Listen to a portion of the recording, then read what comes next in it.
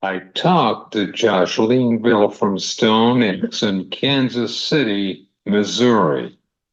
He is a vice president for Stonex and fertilizer division. He emailed me back to me that he wrote me back.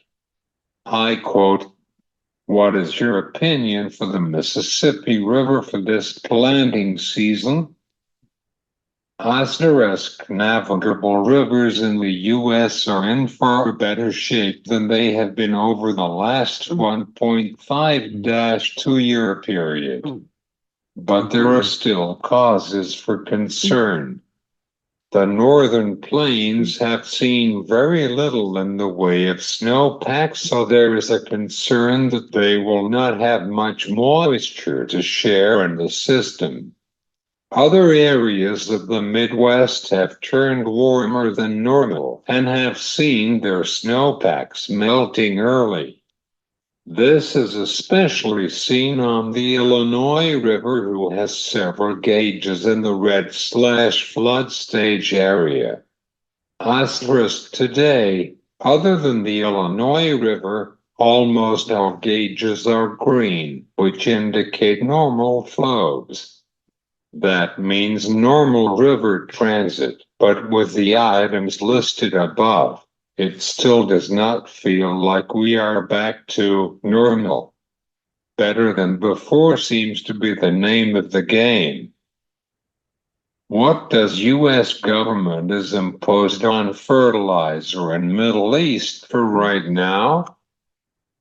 Asterisk the only sanctions in place by the U.S. government against global fertilizers is for phosphate. Duties are currently in place against Morocco/Russia/China, who are three of the largest global phosphate exporters. These duties are a large reason why inventories are tight and why U.S. values have ballooned to as much as a $50 premium over the next highest major phosphate origin point. Historically, the U.S. has been in line with others. Asterisk still, it is important to note that even though these duties are impeding free trade, their removal would not cause phosphate values to plummet. The rest of the world has seen extremely high pricing versus historical values. Our theory is that the removal of duties would draw U.S. values back in line with the world. Do you have final thoughts on Middle East issue? Asterisk, this is incredibly scary for the world nitrogen market. About 50% of global urea exports originate from North Africa/Middle East region.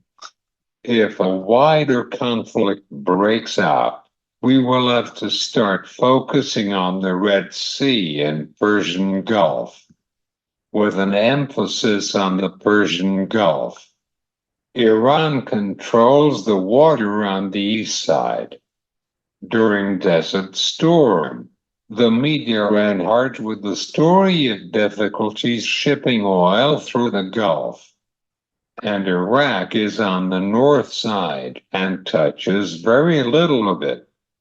Iran dominates the east shore and could make transit much more difficult than anything imagined during the last war. While oil would once again be in the headlines, Syria could be severely impacted.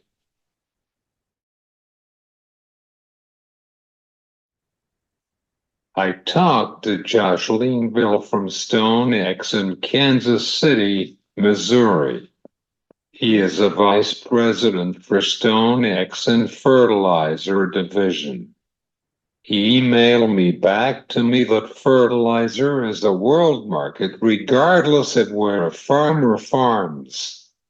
These situations that we are seeing rise in the Middle East and Russia/Ukraine, Chinese government export programs, etc., all have direct impacts on global fertilizer S&Ds.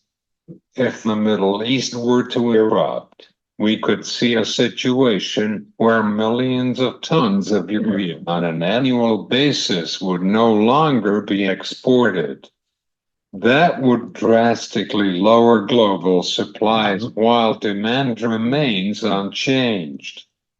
The Middle East region would likely see their prices rally first, and then other markets would start to rise in response for fear of losing too much supply in response. It would create a global domino effect where the end result is likely much higher prices. While this scenario is considered a very low likelihood possibility, the impact would be tremendous. From Cesar Delgado Send, Tuesday, February